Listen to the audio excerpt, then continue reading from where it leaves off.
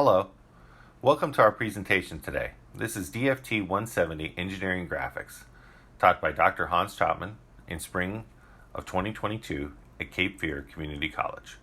Our project is design a vise using SolidWorks, and the participants in this project were Clayton Scott, Ray Schwartz, and David Hollick. This is the item we chose to model. It's a standard 6 to 8 inch bench vise.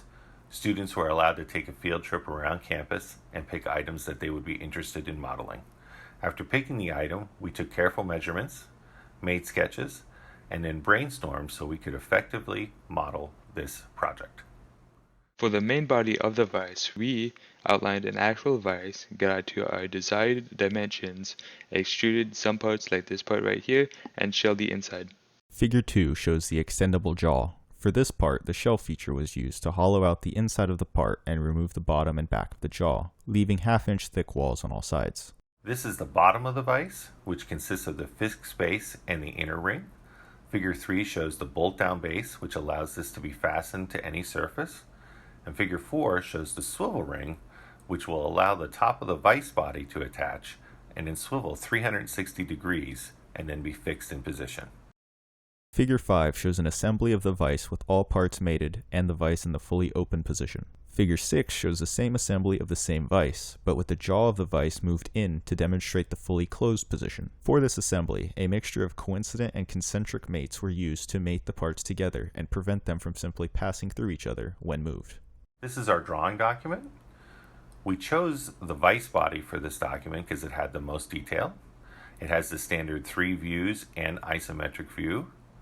We chose our top view, our front view with the most detail, and then our right view, and then filled in the associated information such as materials. Simulating the vise, we decided to make the manufactured product out of alloy steel. The alloy steel is already pretty resistant to deforming, but to show where the vise would take a load, we also simulated it in a softer material, in this case lead, to show where the vise would deform. Figure 10 demonstrates the vise in operation. You can see the vise open and close corresponding to the rotation of the center shaft. Figure 11 demonstrates the vise with parts exploding outwards. You can see the jaw move out of the vise body. The shaft comes out of the jaw. Then the vise body rises upwards to show the bolt-down base, and finally the inner swivel ring comes out. To conclude, we feel like the most difficult part of the project was communication and units. At the beginning, every member of the group was actually working in different units. Because of this, near the end we had to scale all of the parts in order for them to fit each other, which took a lot of time.